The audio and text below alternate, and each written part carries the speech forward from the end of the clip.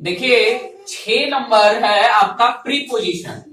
Preposition किसको कहते हैं? Preposition is a word placed before a noun or pronoun to show its relation to some other word in sentence।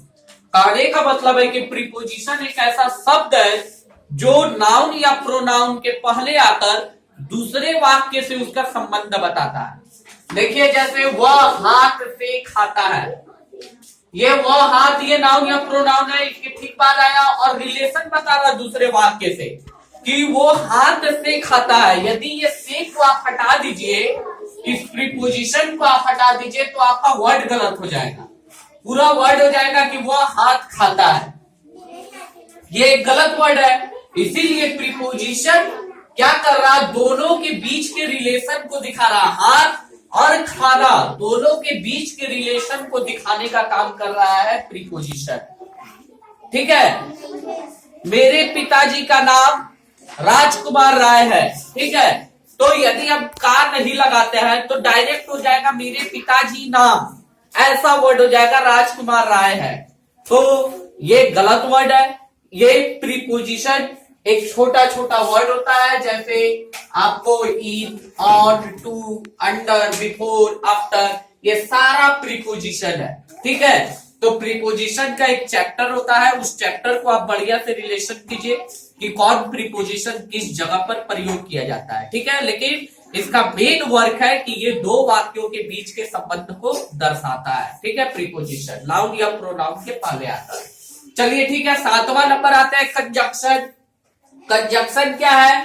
Conjunction है कि conjunction is a word which to join together word या sentence, जो दो शब्दों को जोड़े, वैसा वैसा वर्ड को हम लोग कंजक्शन कह सकते हैं। जैसे राम लड़का है लेकिन बदमाश है, तो देखिए यहाँ राम लड़का है के बारे में नहीं बता रहा, अब बदमाश है, ये दोनों वाक्य उसके बारे में बता रहा, और इसको जोड़ने वाला वाक्य है लेकिन।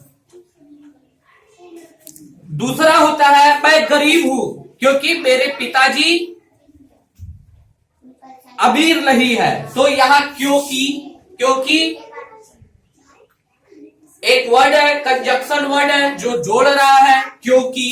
ठीक है, इस तरीका का ऐसा वाक्य, ऐसा वर्ड जो दो वाक्यों को जोड़े, बट, बिकाउ जैसा बहुत वाक्य है। ठीक है, उस सारे वाक्य को हम लोग कंजक्शन कह सकते हैं। ठीक है, आप जब पैराग्राफ स्टडी कीजिएगा तो देखिएगा उसमें बहुत सारा वाक्य दो दो वाक्य को कंजक्शन की सहायता से जुड़ा हुआ है, तो आपका काम है कि कंजक्शन को पहचान लेना। ठीक है, 8वां नंबर है इंटरजेक्शन। इंटरजेक्शन मतलब क्या होता है? ऐसा वाक्य जो हमारे मन के अंदर से खुद मेरा दुख को प्रकट करे, घृणा को प्रकट करे, जिसका नाम है विस्मय आदि बोधा। ठीक है, हर्ष को मतलब खुशी को जाहिर करे, अपने आप वो चीज हो जाता है। जैसे देखिए an introjection is a word that express the sudden feeling of the mind, mind के सडन फीलिंग को वो बता दे।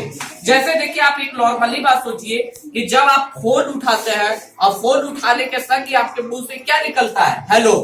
ये तो कोई सिखाया नहीं है, लेकिन ये आप लोगों का सडन फीलिंग है, ऑटोमेटिक मन के द्वारा प्रकट हो जाता है। आप कोई भी बुरा खबर सुन लिए तो बोलिए ओह ये कैसे हो गया, तो ओह ये भी आपका मन का भाव है। तो ऐसा ऐसा वर्ड जो ऑटोमेटिक निकल जाए, जैसे किसी को बाय करना होता है, लास्ट में आप वो ऑटोमेटिक जाएगा भी तो आपके मुंह से निकल जाता है गुड बाय। जैसे आपको खुशी हो, ज्यादा खुशी हो तो आप हुर्रे। ठीक है, इस प्रकार का जितना भी वर्ड है उसको इंटरजेक्शन कहते हैं। तो प्यारे स्टूडेंट्स, ये आज का चैप्टर है, इसको आप बढ़िया से स्टडी कीजिए और अपने किताब में से पहले एक एक पैराग्राफ लिखिए और ये पार्ट ऑफ स्पीच को बढ़िया से समझ लीजिए, ताकि आपको किसी भी प्रकार का कोई दिक्कत नहीं हो। और यदि दिक्कत होता है तो आप मेरे से क्लास में डिस्कस कीजिएगा।